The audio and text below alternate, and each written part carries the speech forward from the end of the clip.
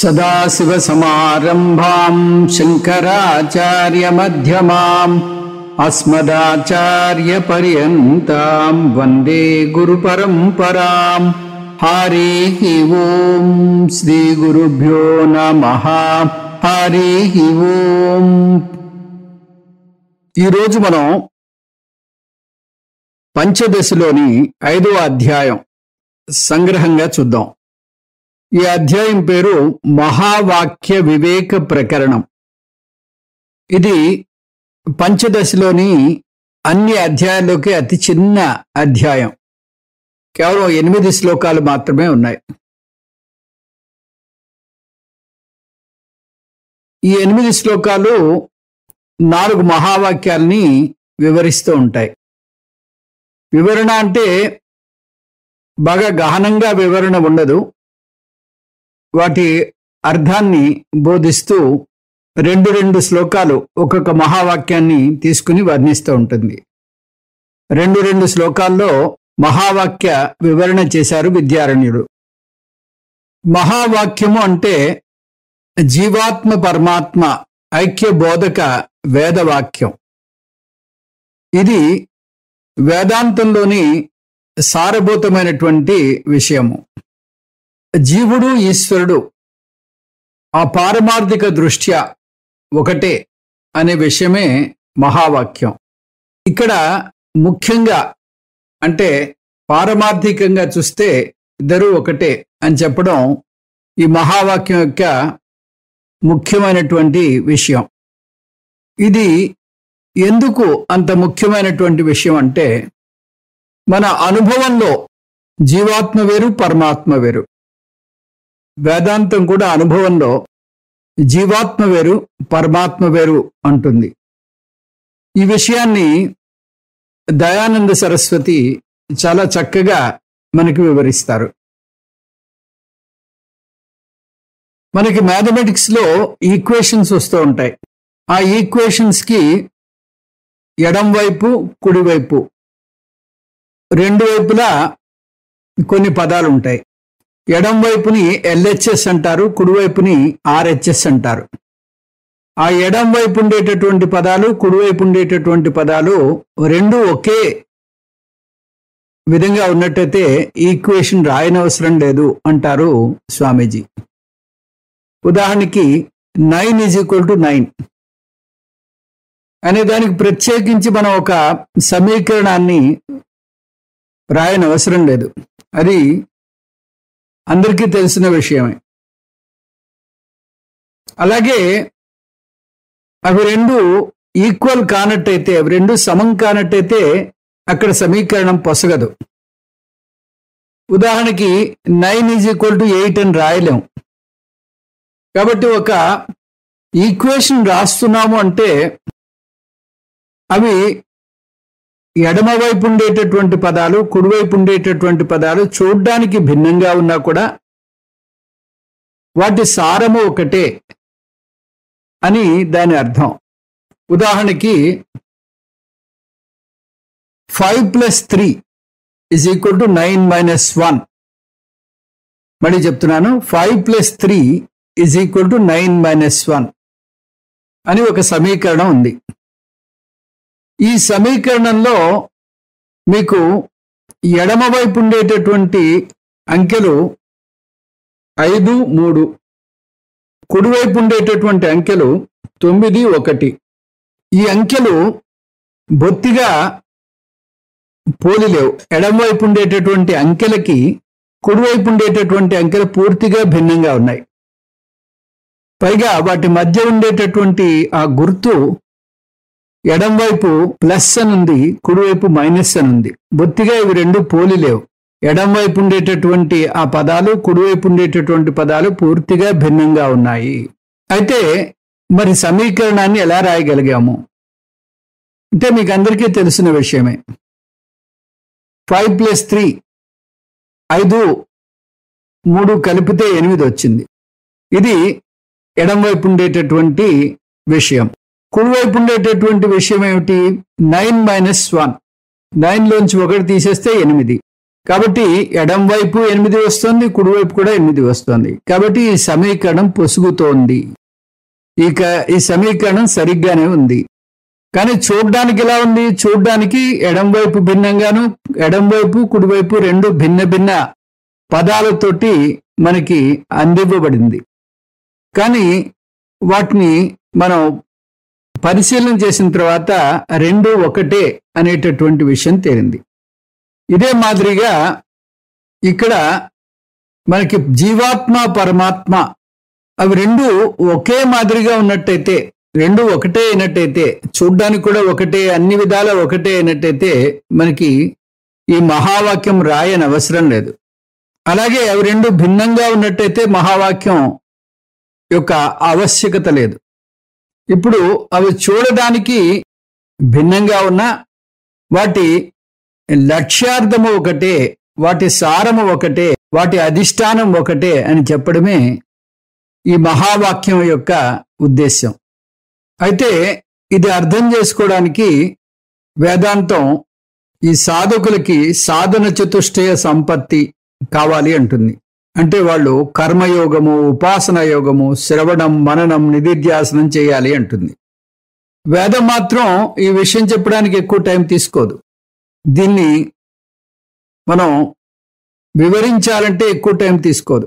కానీ దీన్ని ఆకళింపు చేసుకుని అంతర్గతం చేసుకోవడానికి ఆ సంస్కారము, సంసిద్ధత కావాలి. దానికే ఈ రకమైనటువంటి నియమాన్ని వేదం విధించింది. సాధన చతుష్టయ సంపన్నులైతే ఇది పూర్తిగా మీకు అర్థమవుతుంది. ఇది కేవలం ఒక సమీకరణంగా మిగిలిపోకుండా ఇది మీ జీవిత సత్యంగా నిలుస్తుంది. దానివల్ల మీకు వచ్చేటటువంటి ఫలితం కూడా లభిస్తుంది. అది చెప్పడానికే ఇక్కడ విద్యారణ్యులు ఈ ప్రకరణాన్ని ప్రవేశపెట్టారు. జీవ ఈశ్వర ఐక్య బోధక వాక్యాలన్నీ కూడా మహావాక్యాలు. ఇటువంటి వాక్యాలు ఎన్ని ఉన్నాయి అంటే కోకొల్లలుంటాయి. ఆ చూడగలిగేటటువంటి ధీశాలికి అడుగడుగునా తారసిలుతూ ఉంటాయి. అయితే 4 వాక్యాలు మాత్రమే బాగా ప్రసిద్ధికెక్కాయి. అవి ఒక్కొక్క వేదం నుంచి ఒక్కొక్క మహావాక్యం. జీవాత్మ పరమాత్మ ఐక్యబోధక వాక్యం ని మరొక పదంలో చెప్పాలంటే జీవాత్మ పరమాత్మ అభేద బోధక వాక్యం. ఐక్యమన్నా అభేదం అన్నా ఒకటే. వేదం ఈ రెండిటి మధ్య ఐక్యాన్ని సూచించడం అదే వేదం యొక్క కీలకమైనటువంటి అంశము. అదే వేదం యొక్క సారము, ఉపనిషత్తుల యొక్క సారము. వేదం 2 భాగాలుగా మనం విభజించవచ్చు. వేద పూర్వభాగము, వేద అంతభాగము. సర్వే వేద యత్పదం ఆమనంతి. వేద పూర్వభాగము, వేద అంతభాగము. ఈ రెండిట్లో కూడా మనకి ఈ మహావాక్యమే కనిపిస్తూ ఉంటుంది. వేద పూర్వభాగంలో అంటే కర్మ ఉపాసనా భాగంలో జీవ ఈశ్వర ఐక్యాన్ని సూచనాప్రాయంగా అందివ్వబడుతుంది లేదా చెప్పబడుతుంది. ఇదే ఆత్యంతికమైనటువంటి బోధ, వేదం చెప్పేటటువంటి బోధ. అయితే వేదం పూర్వభాగంలో ఇది అర్థం చేసుకుని దీన్ని నిష్ఠగా మలుచుకోవడానికి కావలసినటువంటి సాధన సామాగ్రిని మనకి ఇవ్వడానికి కర్మకాండ, ఉపాసనాకాండ ప్రతిపాదిస్తూ ఉంటుంది వేద పూర్వభాగం. ఏది ఏమైనా వేద పూర్వంలోనూ వేద అంతంలోనూ ఐక్యమే కీలకమైనటువంటి అంశము. ఇదే వేదం చెప్పదలుచుకున్నటువంటి పరమ లక్ష్యము. దీనివల్ల జీవుడు ఆ ఆంతర్స్వేచ్ఛని పొంది జీవన్ముక్తిని, విదేహముక్తిని పొందుతాడు.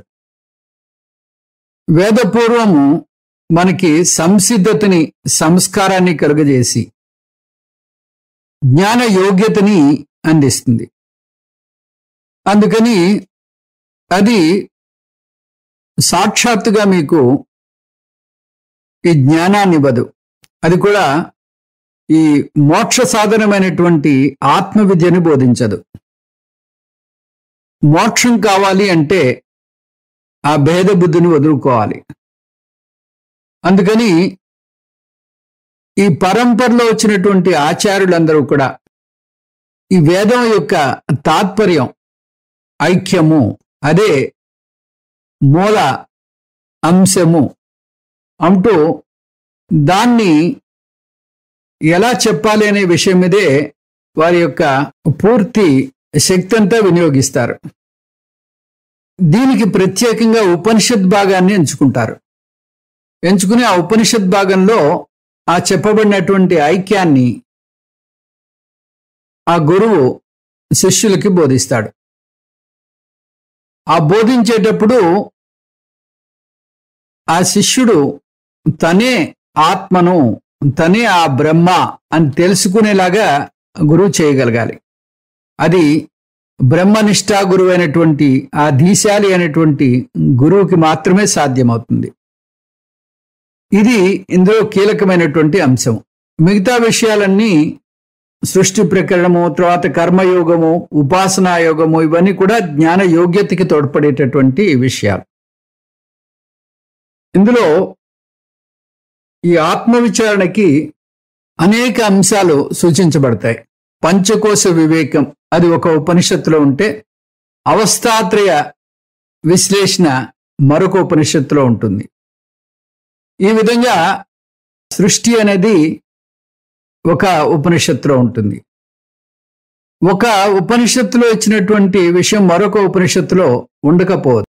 కానీ ఈ ఉపనిషత్తులన్నీ ఏకకంఠంతో చెప్పేటటువంటి విషయం అది అతి చిన్నదైనటువంటి మాండూక్య ఉపనిషత్తు కావచ్చు, 12 మంత్రాలతో చాలా సంక్షిప్తంగా ఉన్నటువంటి మాండూక్య ఉపనిషత్తు కావచ్చు, అతి పెద్దదైనటువంటి ఛాందోగ్య ఉపనిషత్తు కావచ్చు, 500 మంత్రాలతో కూడినటువంటి ఛాందోగ్య ఉపనిషత్తు కావచ్చు. ఈ ఉపనిషత్తులో ఉండేటటువంటి మూల అంశము, అతి ముఖ్యమైనటువంటి అంశము అది జీవ ఈశ్వర ఐక్యం. అదే ఈ వేదం యొక్క సారము.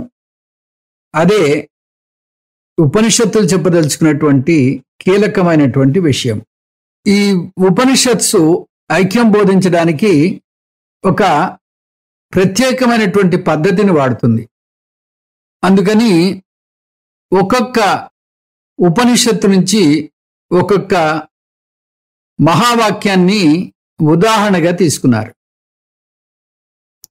ఋగ్వేద మహావాక్యం అది ఐతరేయోపనిషత్తులోంచి తీసుకోబడింది. అది ప్రజ్ఞానం బ్రహ్మ అనేటటువంటి మహావాక్యం. యజుర్వేద మహావాక్యం బృహదారణ్యకోపనిషత్తు నుంచి తీసుకోబడింది. ఆ మహావాక్యం అహం బ్రహ్మ అస్మి. అలాగే సామవేద మహావాక్యం ఛాందోగ్యోపనిషత్తు నుంచి గ్రహించబడింది. ఆ మహావాక్యం తత్వమసి. అథర్వణ వేద మహావాక్యం మాండూక్యోపనిషత్తు నుంచి స్వీకరించారు. దాన్ని అయం ఆత్మ బ్రహ్మ అంటారు.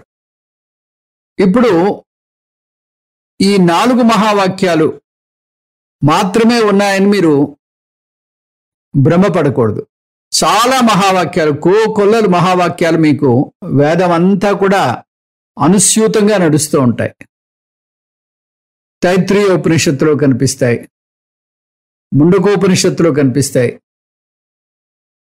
ఉపనిషత్తులే కాదు, ప్రకరణ గ్రంథాల్లోనూ ఇంకా మిగతా గ్రంథాల్లో కూడా మనకి అంతర్భూతంగా ఈ మహావాక్యాలు కనిపిస్తూ ఉంటాయి. ఈ మహావాక్యాలు చాలా సూక్ష్మంగా, ఒక సూత్రభూతంగా మనకి జీవుడు ఈశ్వరుడు ఒకటే అనే విషయాన్ని మనకి సూచిస్తూ వేదం ఇచ్చేటటువంటి ఒక వాక్యము. ఋగ్వేదం, యజుర్వేదం, సామవేదం, అథర్వణ వేదం, ఈ 4 వేదాల నుంచి మహావాక్యాలు తీసుకుని ఒక్కొక్క మహావాక్యానికి 2 శ్లోకాలు చొప్పుని విద్యారణ్యులు మనకి ఈ ప్రకరణంలో అందజేస్తున్నారు. కాబట్టి మొత్తం 8 శ్లోకాలు ఇందులో మనకు కనిపిస్తాయి. ఈ రెండు శ్లోకాల్లో మనకి ఈ మహావాక్య లఘు వివరణ మనకి ఇవ్వబడుతుంది. ఇందులో జీవుడు ఈశ్వరుడు ఒకటే అనే విషయం మనకి విద్యారణ్యులు చెప్తున్నారు. జీవుడు 5 అంశాలతో ఉంటాడు. అది తత్వబోధ పరిభాషలో చెప్పాలంటే ప్రతిబింబ మాధ్యమం 1, ప్రతిబింబ మాధ్యమం 2, ప్రతిబింబ మాధ్యమం 3, తర్వాత చిదాభాస, బింబ చైతన్యం. ఈ 5 కలిపి జీవుడవుతాడు.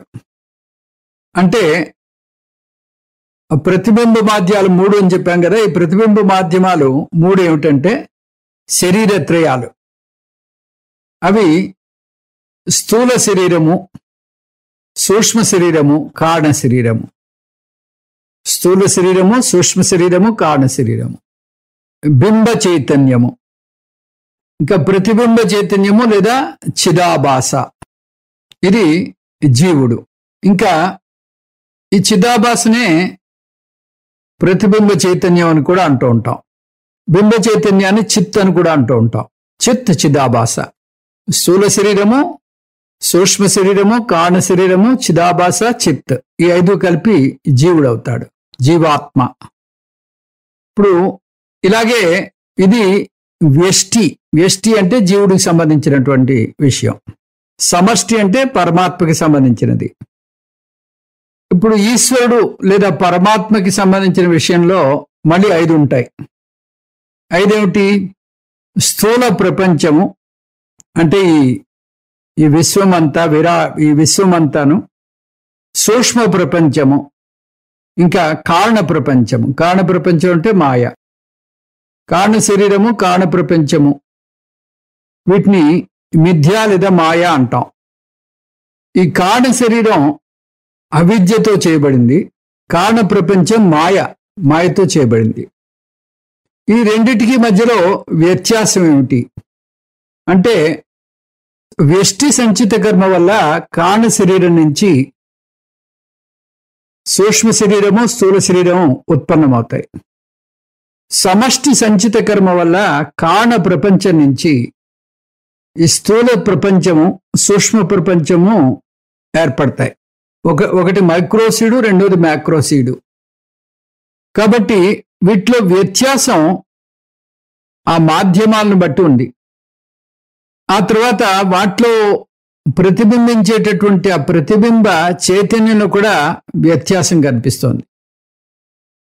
చిదాభాసలో కూడా వ్యత్యాసం కనిపిస్తోంది. ఒకటి ఒక 0 క్యాండిల్ బల్బ్ అయితే ఇంకొకటి 1000 క్యాండిల్ బల్బ్ లాగా. వ్యష్టి స్థాయిలో ఉండేటటువంటి 3 శరీరాలు, సమష్టి స్థాయిలో ఉండేటటువంటి 3 ప్రపంచాలని మనం పోల్చి చూసినట్టయితే స్థూల శరీరం స్థూల ప్రపంచానికి సరికాదు.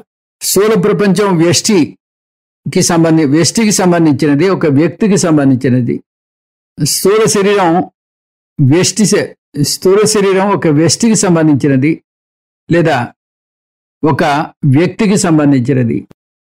స్థూల ప్రపంచం అది చాలా పెద్దది. విశ్వమంతా కలిపి స్థూల ప్రపంచం అంటారు. ఆ స్థూల ప్రపంచంలోనే ఇగో ఈ స్థూల శరీరాలు ఉంటాయి.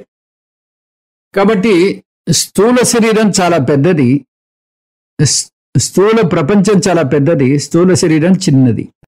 ఈ 2 సమము కావు. ఇంకా సూక్ష్మ శరీరం ఈ స్థూల శరీరంలో ఉంటుంది. అలాగే స్థూల ప్రపంచంలో సూక్ష్మ ప్రపంచం ఉంటుంది. స్థూల శరీరము, సూక్ష్మ శరీరం ఒకటే కాదు కనుక దానిలో ఉండేటటువంటి ఈ సూక్ష్మ శరీరం కూడా సమము కావు. సూక్ష్మ శరీరం సూక్ష్మ ప్రపంచంతో సరికాదు. అవి 2 సరిపోలవు. అవి రెండింటినీ సమం చేయలేము. ఇంకా కారణ శరీరం అవిద్య, కారణ ప్రపంచం మాయ. రెండిట్లోనూ చాలా వ్యత్యాసం ఉంది. దోమకి ఏనుక్కి ఉన్నంత వ్యత్యాసం ఉంది. 2 ఒకటే అని చెప్పలేము. కాబట్టి స్థూల శరీరం ఈజ్ నాట్ ఈక్వల్ టు స్థూల ప్రపంచం, సూక్ష్మ శరీరం ఈజ్ నాట్ ఈక్వల్ టు సూక్ష్మ ప్రపంచం, కారణ శరీరం ఈజ్ నాట్ ఈక్వల్ టు కారణ ప్రపంచం. ఇప్పుడు వీటిలో ప్రతిబింబించేటటువంటి చిదాభాస అంటే వ్యష్టి చిదాభాస, అది శరీరంలో ప్రతిబింబించేటటువంటి చిదాభాస. అలాగే సమష్టి చిదాభాస అంటే ఈ మూడు ప్రపంచాల్లో ప్రతిబింబించేటటువంటి చిదాభాస, అది చాలా పెద్దది. అందుకనే అది 1000 క్యాండిల్ బల్బ్ అంటున్నాం, ఇదేమో 0 క్యాండిల్ బల్బ్ అంటున్నాం. ఈ రెండింటి మధ్యని పొంతన లేదు, ఈ రెండు ఈక్వల్ కాదు. వ్యష్టి చిదాభాస ఇస్ నాట్ ఈక్వల్ టు సమష్టి చిదాభాస.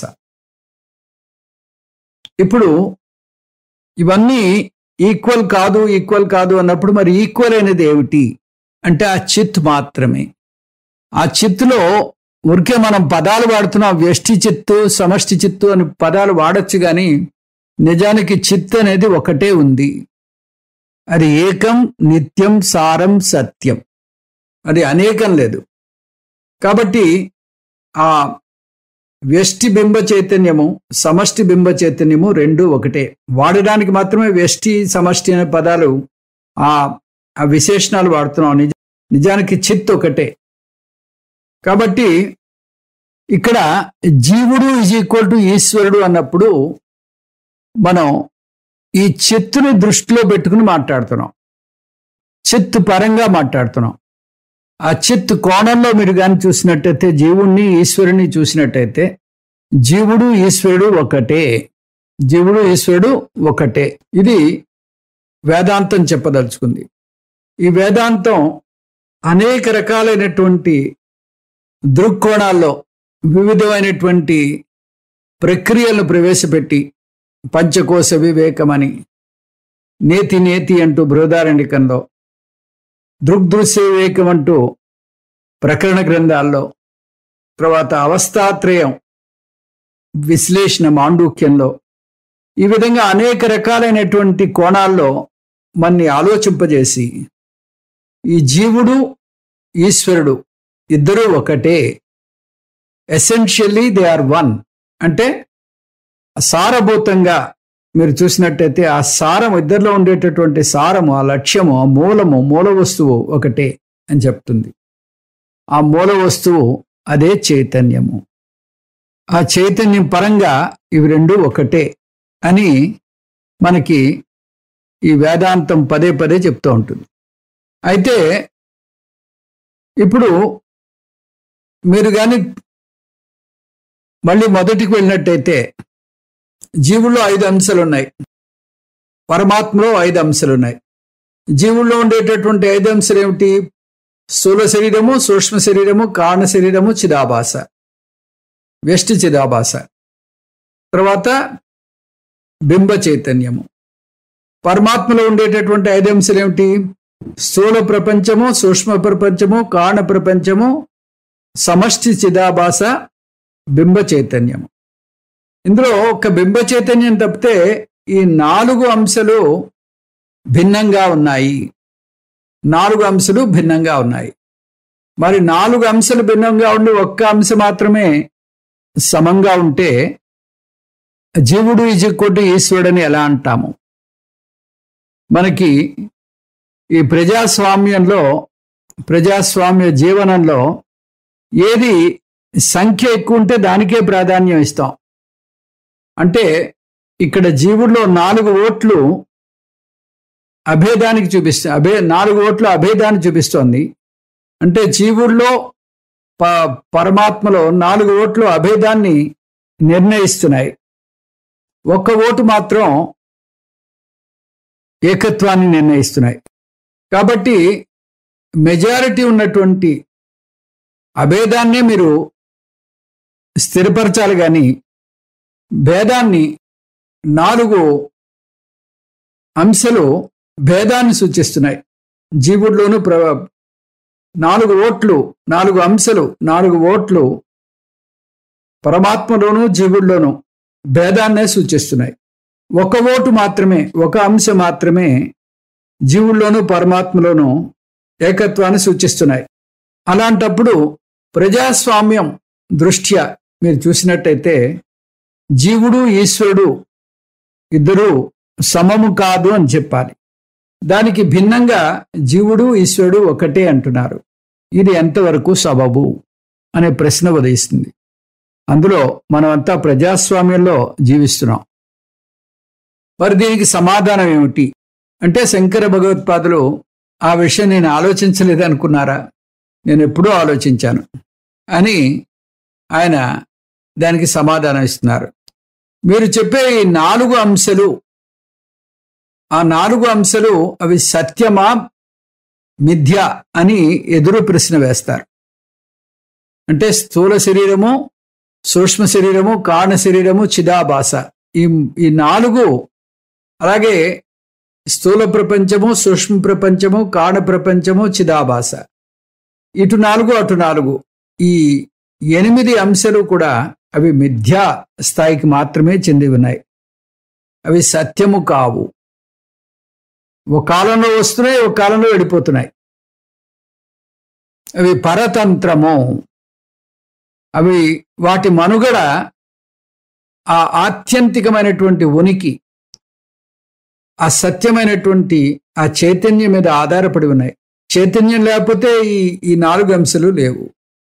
కాబట్టి సత్య దృష్ట్యా, పారమార్థిక దృష్ట్యా ఇవి ఉన్నా ఒకటే, లేకపోయినా ఒకటే.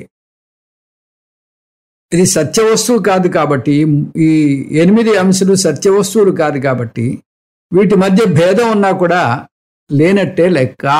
బ్రహ్మసత్యం జగన్మిథ్య జీవో బ్రహ్మైవ నాపరః. బ్రహ్మసత్యం, జగత్ అంతా కూడా మిథ్యా వస్తువు అని చాలా క్లియర్గా శంకర భగవత్పాదులు మనకి ప్రతిపాదన చేశారు. అయితే ఈ 4 భిన్నమైనటువంటి అంశాలు, జీవుల్లో ఉండేటటువంటి 4 భిన్నమైనటువంటి అంశాలు, పరమాత్మలో ఉండేటటువంటి 4 భిన్నమైనటువంటి అంశాలు, అది వ్యవహార సత్యం మాత్రమే, పారమార్థిక సత్యం కాదు. కాబట్టి వాటిని లెక్క పెట్టని అవసరము లేదు. మనం ఏది సత్యమో సత్యం గురించి మనం శోధన చేస్తున్నాం. మన అన్వేషణ అంతా సత్య వస్తువు గురించి. ఆ సత్య వస్తువు గురించి మాట్లాడుకుంటున్నప్పుడు ఈ మిథ్యా వస్తువులు మనకి పరిగణలోకి రావు. ఒక కాన్వెక్స్ మిర్రర్, కాన్కేవ్ మిర్రర్ ఉంది. దాని ముందు నుంచున్నారు. నుంచుంటే మన దేహమే రెండిట్లోనూ భిన్నంగా కనిపిస్తూ ఉంటుంది. కాన్కేవ్ మిర్రర్లో ఒక మాదిరిగా ఉంటే కాన్వెక్స్ మిర్రర్లో మరొక మాదిరిగా ఉంటుంది. ఒక దాంట్లో సన్నగా ఉంటారు, ఒక దాంట్లో లావుగా ఉంటారు. రెండు భిన్నంగా ఉంది. అందుకని ఆ రెండిట్లో ఏది తీసుకుంటారంటే ఏది తీసుకోరు. ఎందుకంటే రెండిట్లో ఏది సత్యము కాదు, రెండు మిథ్యే. ఆ విధంగా మీరు సత్యమైనటువంటి విషయాన్ని గ్రహించదలుచుకున్నప్పుడు ఆ పారమార్థికమైనటువంటి చైతన్యాన్ని మాత్రమే తీసుకోవాలి. చైతన్య దృష్ట్యా ఇవి రెండు, అంటే జీవ చైతన్యము, పరమాత్మ చైతన్యము రెండు ఒకటే. నిజానికి చైతన్యం అనేది ఒకటే ఉంది. ఆ చైతన్యానికి జీవపదం అక్కర్లేదు, పరమాత్మ పదము అక్కర్లేదు. చైతన్యం ఒకటే. కాబట్టి జీవుడు ఈజ్ ఈక్వల్ టు దేవుడు, జీవుడు ఈజ్ ఈక్వల్ టు పరమాత్మ. జీవుడు పరమాత్మ ఇద్దరు ఒకటే. ఇది మహావాక్యం యొక్క సారం. ఈ విధంగా ఏవైతే సమంగా లేవో ఆ సమంగా లేని అంశల్ని తోసిపుచ్చడాన్ని, సమంగా ఉన్న అంశని తీసుకుని సమంగా లేనటువంటి అంశల్ని విస్మరించడాన్ని భాగత్యాగ లక్షణము అంటారు. కాబట్టి పరమాత్మని బ్రహ్మ అని అన్నట్టయితే పారమార్థిక దృష్ట్యా పరమాత్మని బ్రహ్మ అంటాం, అంటే ఆ చైతన్యము. ఈ జీవుడు పారమార్థిక దృష్ట్యా అదిగో ఆ చైతన్యము. జీవ చైతన్యము ఆత్మ అంటాం, పరమాత్మ చైతన్యాన్ని బ్రహ్మ అంటాం. కాబట్టి జీవ చైతన్యము పరమాత్మ చైతన్యము రెండు ఒకటే. చైతన్యం అనేది ఒకటే. కాబట్టి అహం బ్రహ్మ అస్మి, నేనే ఆ బ్రహ్మనై ఉన్నాను. ఇది మనం అర్థం చేసుకోవడం అర్థం చేసుకోవడం చాలా సులభం. ఈ విషయం బోధపడుతుంది. ఎందుకంటే ఈ ఎగ్జాంపుల్స్ తోటి సహేతుకంగా మనం విశ్లేషణ చేసినట్టయితే విషయం అర్థమవుతుంది. కానీ ఆ చైతన్యాన్ని నేను, అదే నా నిజస్వరూపము, నేను పూర్ణుడను, నేను ఆనంద స్వరూపుణ్ణి, నేను సాక్షిని అని ఈ విధమైనటువంటి కోణంలో నన్ను నేను నిలబెట్టుకోవడం అంత సులభమైనటువంటి విషయం కాదు. ఎందుకంటే జన్మ జన్మలుగా నేను ఆ కింద స్థాయిలో ఉండేటటువంటి ఆ శరీరాన్ని, ఆ మనస్సుని, ఆ బుద్ధిని, దేహేంద్రియ మనోబుద్ధులే నేను అనేటటువంటి ఆ తాదాత్మ్యంతో జీవించాను కాబట్టి దాని నుంచి బయటపడి నా నిజత్వంలో నేను నిలబడాలి, ఆ నిష్టలో నేను ఉండాలి, ఆ జ్ఞానం నా సుప్త చైతన్యంలో నిలవాలి అని నేను అనుకున్నట్టయితే దానికి వేదాంతం 3 ప్రక్రియలు చెప్తుంది. ముందు ఈ శ్రోత్రియుడైనటువంటి బ్రహ్మనిష్ఠుడైనటువంటి గురువుని ఆశ్రయించి ఆ గురువు ద్వారా ఈ విషయాన్ని గ్రహించి, అన్ని కోణాలంటే రకరకాల ఉపనిషత్తుల్లో ఇది ప్రస్తావించినటువంటి విధి విధానాన్ని అంతటినీ గ్రహించి ఎటువంటి సంశయము లేనటువంటి నిస్సంశయ జ్ఞానాన్ని ఏర్పరచుకోవాలి. దానికి దీర్ఘకాల శ్రవణం, ఆ గురువు సన్నిధిలో దీర్ఘకాల శ్రవణము, దానికి అనుగుణమైనటువంటి మననము చేయాలి.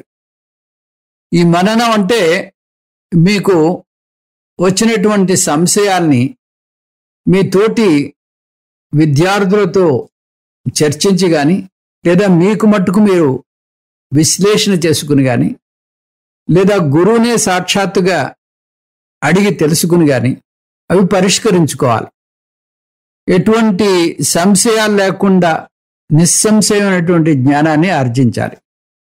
ఇది మొదటి దశ. ఆ మొదటి దశకు వచ్చిన తర్వాత ఇంకా కొన్ని విపరీత భావనలు మనం వేధిస్తూ ఉంటాయి. ఆ విపరీత భావనలు ఏమిటి? నేను ఇదిగో ఈ దేహాన్ని, మనస్సుని, బుద్ధిని, ఈ విధమైనటువంటి ఆలోచనలు జన్మ జన్మలుగా మనం పోషిస్తూ వచ్చాం కాబట్టి దాని నుంచి బయటపడ్డాం. ఇదంతా వచ్చినా కూడా ఇది కేవలం అకాడమిక్ నాలెడ్జ్గానే మిగిలిపోతుంది.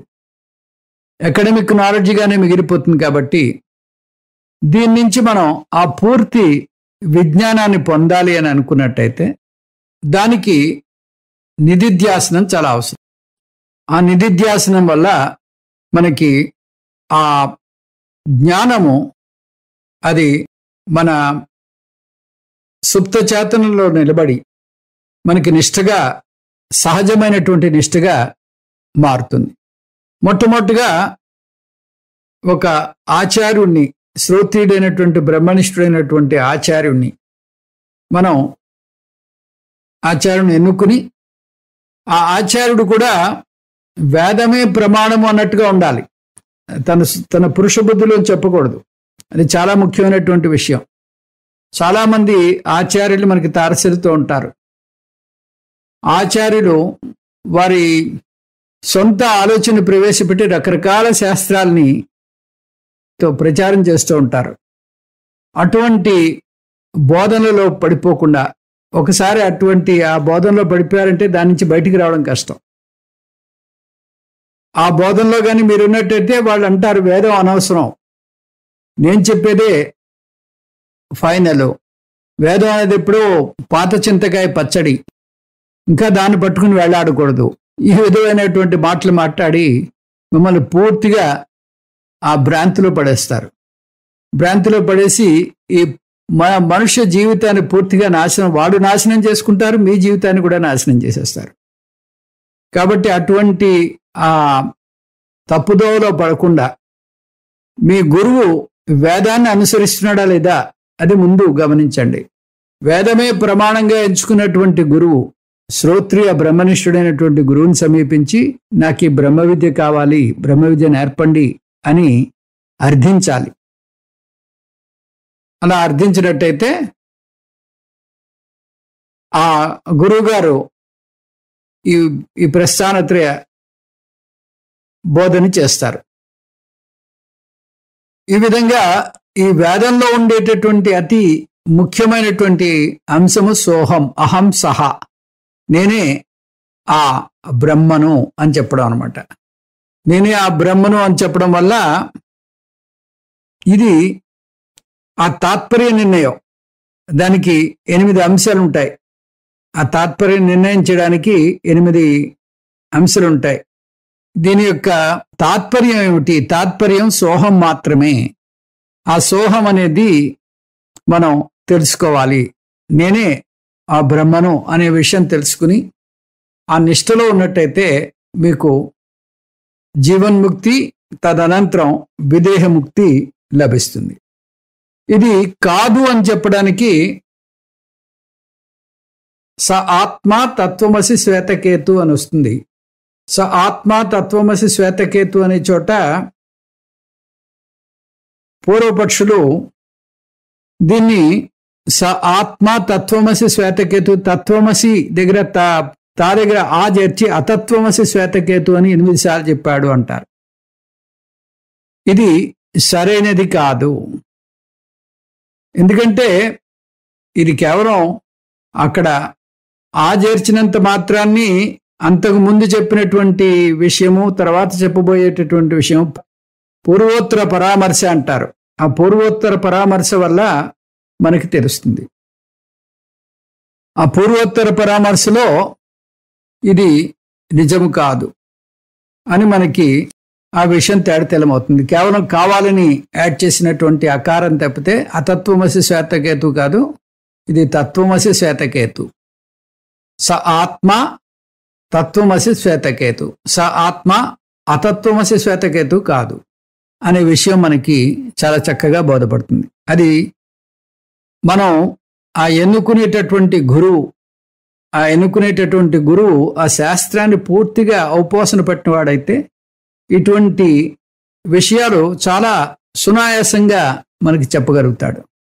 మనమంతా నిజంగా అదృష్టవంతులం. ఆ పరమార్థానంద వారి ఫోన్లో పడ్డాం. అందుకని మనకి ఎటువంటి చింత లేదు. ఇది దీంట్లో ఉన్నటువంటి విషయం. ఓం తత్సత్ సర్వం శ్రీకృష్ణార్పణమస్తు. ఓం పూర్ణమదః పూర్ణమిదం పూర్ణాత్ పూర్ణముదచ్యతే పూర్ణస్య పూర్ణమాదాయ పూర్ణమేవావశిష్యతే. ఓం శాంతి శాంతి శాంతి. హరి ఓం శ్రీ గురుభ్యో నమః. హరి ఓం.